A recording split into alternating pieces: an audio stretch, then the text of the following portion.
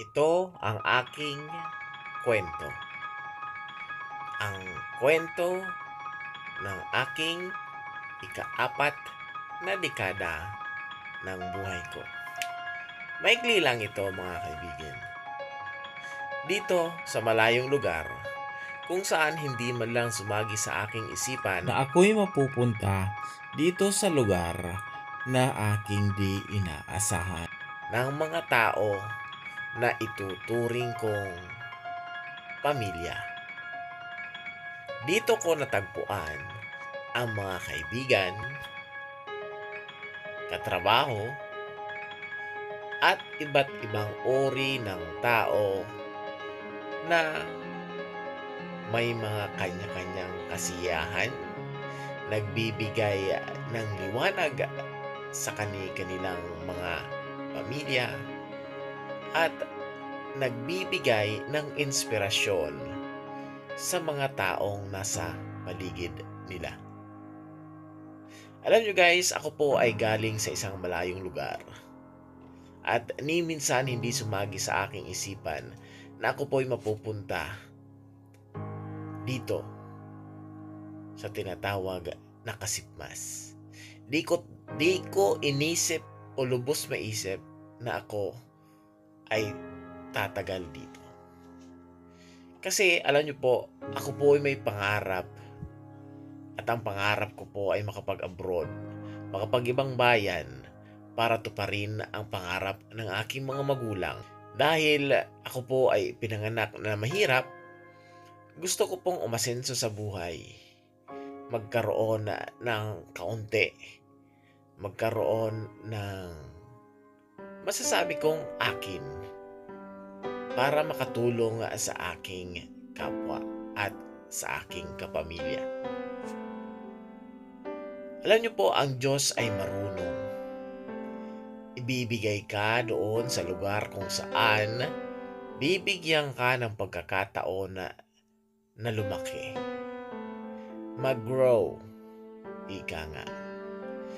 Matanggap ang iyong sarili. Mahanap ang mga taong magbibigay sa iyo ng lakas. Magbibigay sa iyo ng tamang daan. At makikita mo kung saan ka patungo. Ang daan na gigiya sa iyo upang matupad mo ang iyong mga pangarap. Itong mga taong ito ay simple lang. Sila ay mga katulad din natin. Katulad mo.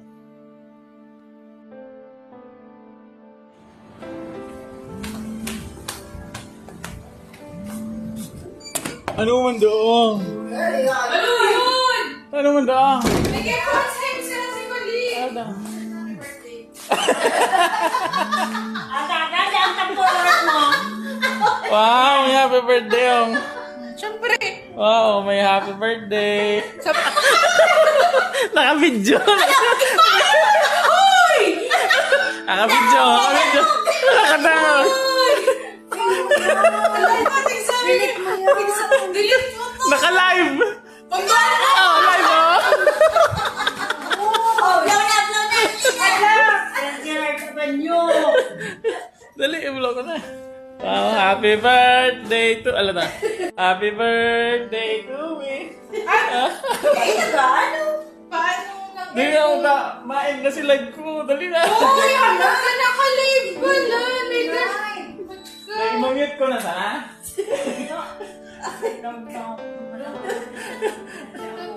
Thank you very much. Yan o, mga Indianong madi. Happy birthday! Happy birthday. Thank you. Wow. I love you all.